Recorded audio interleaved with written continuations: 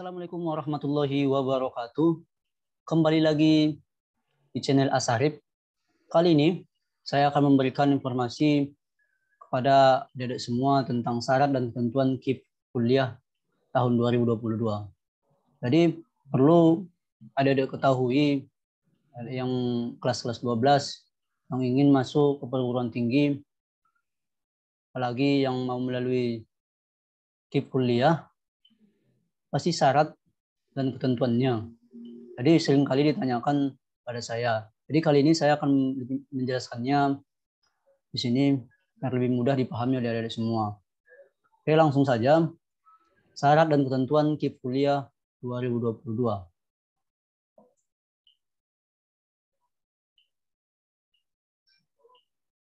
Perlu kita ketahui, KIP kuliah adalah bantuan biaya pendidikan dari pemerintah bagi lulusan sekolah menengah atas atau sederajat yang memiliki potensi akademik baik tapi memiliki keterbatasan ekonomi.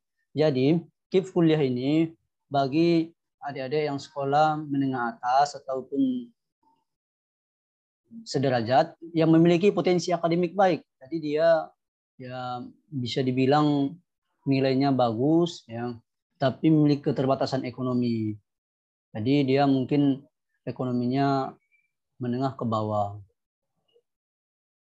Potensi akademik yang dimaksud adalah untuk serius menyelesaikan perkuliahan secara tepat waktu berdasarkan kontrak KIP kuliah. Tidak harus punya prestasi ataupun juara lomba. Tadi adik-adik dapat ketahui bahwasanya di KIP kuliah ini harus dalam keterbatasan ekonomi. Langsung kita ke syarat KIP kuliah. Jadi untuk persyaratannya ini sering sekali ditanyakan kepada saya. Oh, saya pantas gak ya? Saya bisa nggak ini ya? Karena seringkali untuk persyaratan ini memang sering ditanyakan untuk kali ini, makanya saya akan lebih menjelaskan secara detail di sini. Persyaratan untuk mendaftar KIP kuliah 2022 adalah sebagai berikut. Yang pertama, siswa SMA atau sederajat yang lulus atau akan lulus pada tahun berjalan atau telah dinyatakan lulus maksimal 2 tahun sebelumnya serta memiliki NISN, NPSN, dan NIK yang valid.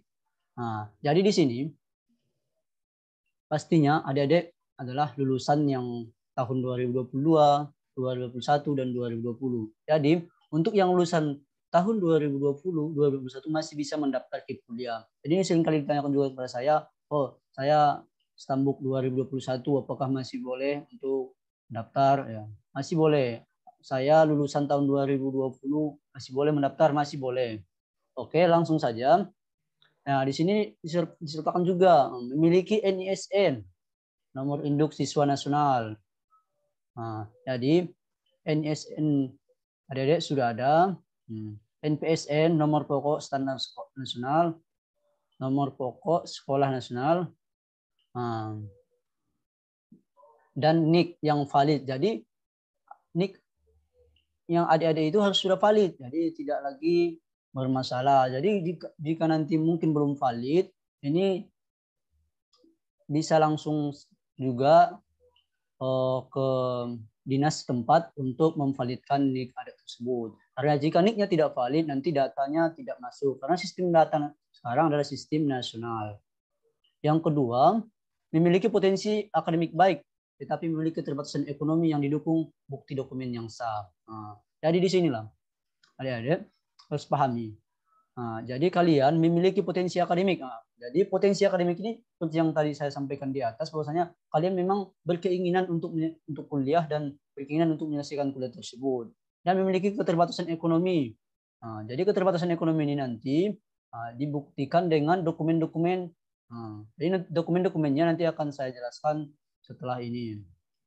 Yang ketiga, lulus seleksi penerimaan mahasiswa baru dan diterima di perguruan tinggi negeri ataupun perguruan tinggi swasta pada prodi yang akreditasi A atau B dan dimungkinkan dengan pertimbangan tertentu pada program dengan prodi dengan akreditasi C. Jadi di sini adik-adik nantinya penerima KIP kuliah ini, jadi adik-adik lulus di perguruan tinggi negeri. Contohnya adik-adik mungkin mencoba di Universitas Indonesia, Universitas Teknologi, mungkin coba di ITB, ITS.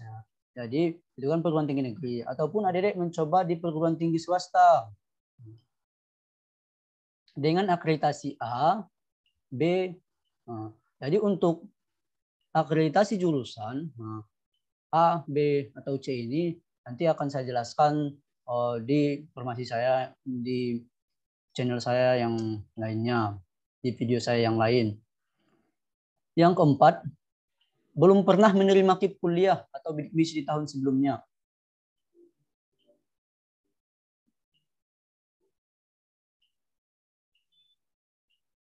Jadi, adik-adik belum pernah menerima KIP kuliah. Jadi mungkin yang anak 2021 mungkin dia sudah pernah mencoba untuk mendaftar, ya kan, udah lulus di salah satu perguruan tinggi, ya kan, tapi dia mau mencoba lagi, ya itu tidak bisa lagi. Jadi ini untuk yang baru. Yang kelima ini mendaftar diri secara pribadi dan membuat akun di website KIP Kuliah Kemendikbud, ya. Jadi adik-adik bisa mendaftarnya sendiri juga. Oke. Untuk selanjutnya ini ada kategori KIP kuliah.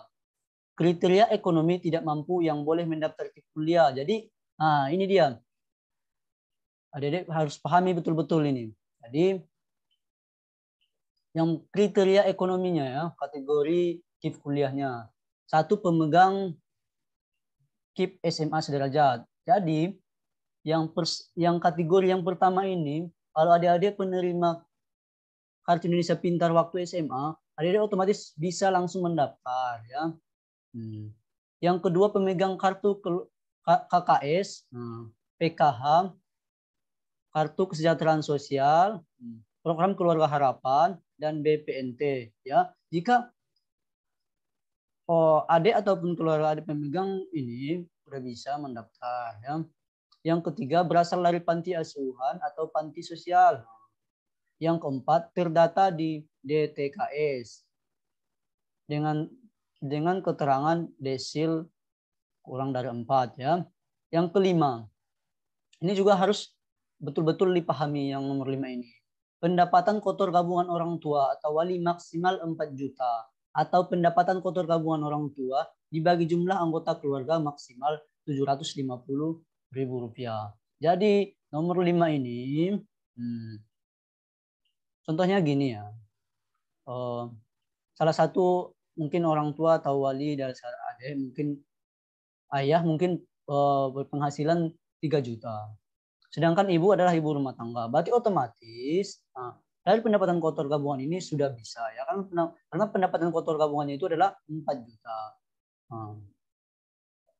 Contoh halnya mungkin pendapatan gabungan orang tua 4 juta.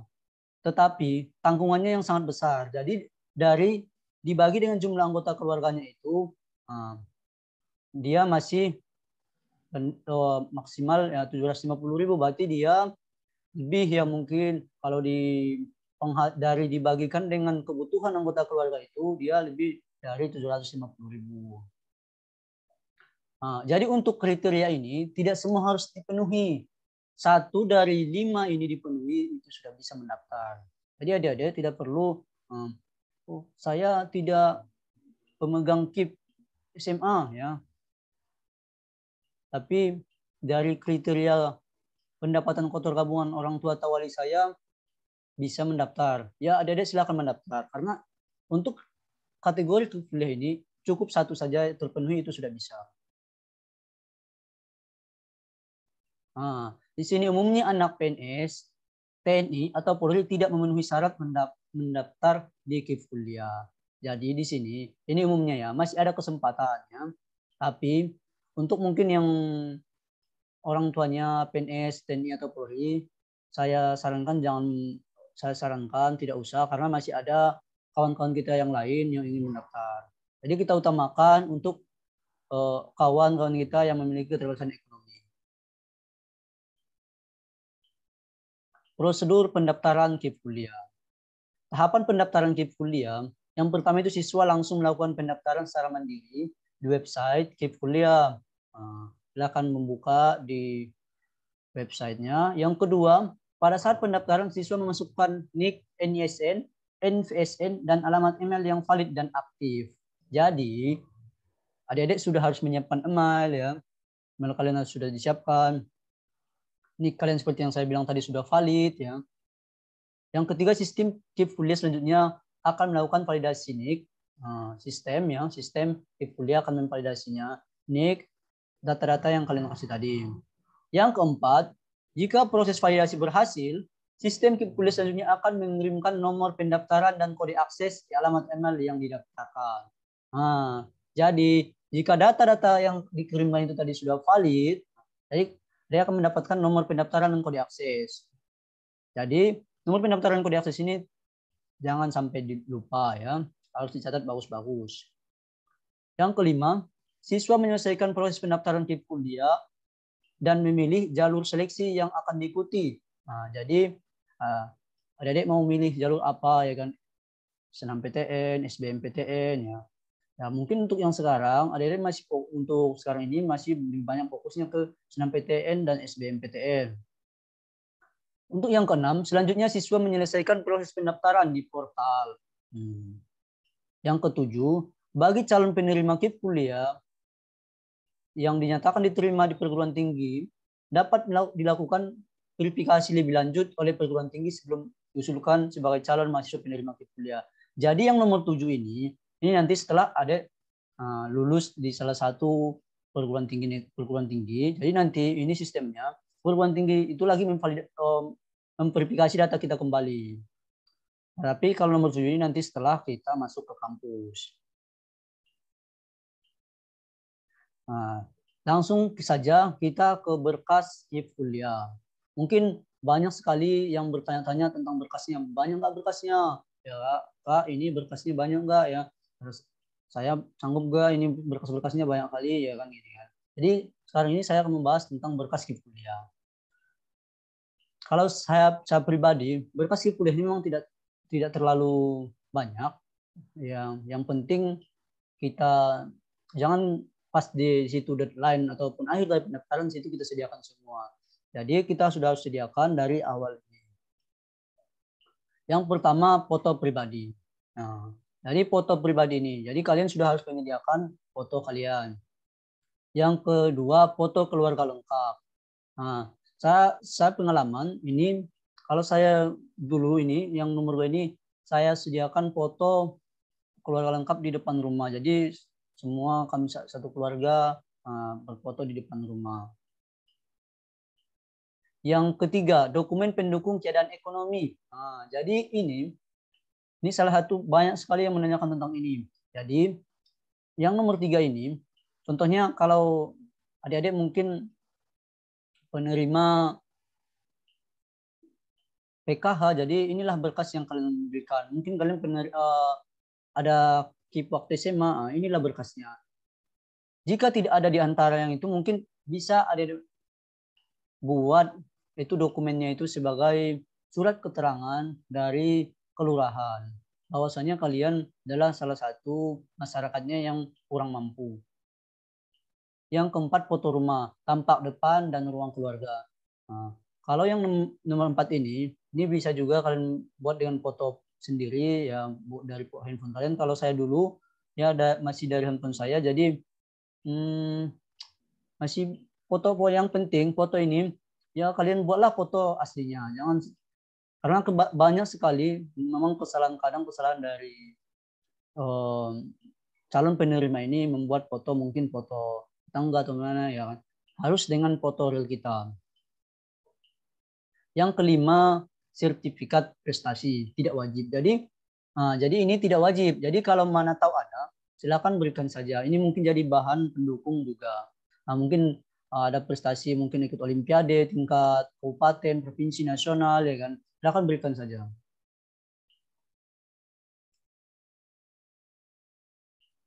Nah, di sini ya, bagi yang tidak punya KIP, KKS, IKH, jadi bisa kalian berikan SKTM, mengurus SKTM. Jadi ini SKTM ini adalah surat keterangan tidak mampu. Jadi ada mana tahu ada yang kurang paham tentang SKTM ini, mungkin kalian mau melihat contoh punya saya, bisa langsung berkomentar di bawah, nanti saya akan kirim kepada kalian. Di samping dokumen di atas, kita juga menghimbau agar kalian mempersiapkan dokumen pendukung lain yang meliputi. Jadi ini pendukung, ini adalah sebagai dokumen pendukung. Yang pertama, bukti pembayaran PBB 2022-2021. Jadi untuk bukti pembayaran ini, pastinya jika adik-adik memiliki tanah bangunan, ini pasti sudah ada bukti pembayaran PBB-nya. Yang kedua, bukti pembayaran atau pembelian token listrik 3 bulan terakhir. Jadi harus kita sediakan. Biasanya kalau kampus itu memintanya itu 1 bulan terakhir, tapi lebih bagusnya kalian sediakan saja 3 bulan terakhir. Yang ketiga, bukti pembayaran PDAM. Ya, ini untuk bagi yang berlangganan ataupun kalau yang PDAM-nya. Jadi kalau tidak PDAM, tidak usah, nanti tidak perlu kalian, karena memang tidak ada ya, mungkin tidak sumur ya kan. Ya, jadi kalau dia bagi yang berlangganan saja. Yang keempat, slip gaji orang tua bagi yang orang tuanya bekerja sebagai karyawan swasta ya. Ini untuk orang tuanya yang bekerja sebagai karyawan swasta yang memiliki slip gaji. Jika tidak ada, jadi kalau saya dulu, karena kebetulan tidak ada slip gaji, saya menggunakan surat keterangan penghasilan dari pemerintahan setempat. Yang selanjutnya saya akan jelaskan adalah fasilitas penerima KIP kuliah. Ini sebenarnya yang sangat menarik untuk kita bahas salah satunya. Karena fasilitas apa sih yang kita dapatkan sebagai penerima KIP kuliah? Saya pribadi sebagai penerima KIP kuliah memang sangat merasa terbantu sekali dengan adanya KIP kuliah ini. KIP kuliah memberikan pembiayaan sebagai berikut. Yang pertama, gratis biaya pendaftaran SNPTN dan SBMPTN. Jadi, jika adik-adik sudah mendaftar KIP kuliah, otomatis biaya pendaftaran SNMPTN dan SBMPTN kalian sudah gratis. Jika kalian mau mencoba, mungkin mana tahu tidak rezekinya di SNMPTN, jika kalian mau mencoba SBMPTN, ya, bisa dengan cara gratis. Yang kedua, bebas biaya pendidikan UKT atau SPP yang dibayarkan kepada perguruan tinggi. Jadi, adik-adik tidak perlu memikirkan uang kuliah lagi. Karena sudah bebas biaya pendidikannya. Saya pribadi memang juga kayak gitu. Sudah dibayarkan oleh dari KIP kuliah tersebut. Biaya pendidikan, uang kuliah tunggal UKT kalian atau SPP kalian tidak perlu kalian pikirkan lagi. Yang ketiga, subsidi biaya hidup yang disesuaikan dengan pertimbangan biaya hidup di masing-masing wilayah. Jadi untuk subsidi inilah mungkin kalau pasti setiap kita pasti merasa senang ya ada subsidi secara itu biaya hidup kita yang diberikan secara dari pemerintahan sebagai pembantu kita untuk semangat untuk menuntut ilmu ya. Jadi besaran biaya ini berkisar 800.000 sampai 1,4 juta per bulan. Jadi untuk biaya hidup ini itu tergantung wilayahnya. Kalau saya pribadi untuk yang saya dapatkan itu sekitar 700.000 per bulan.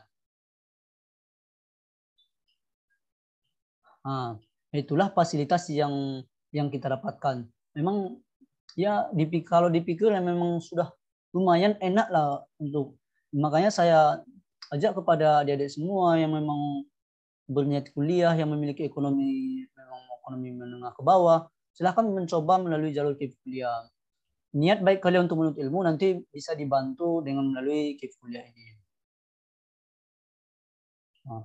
Karena dengan kalian mau kuliah ya kan lewat jalur ini, lewat jalur KIP kuliah, otomatis sangat terbantu sama kalian karena bisa dibilang KIP kuliah ini memberikan jalan yang sangat mulus kepada kita untuk menuntut ilmu.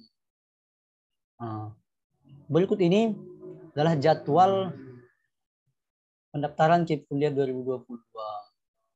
untuk pendaftaran akun dari Januari sampai Oktober 2022.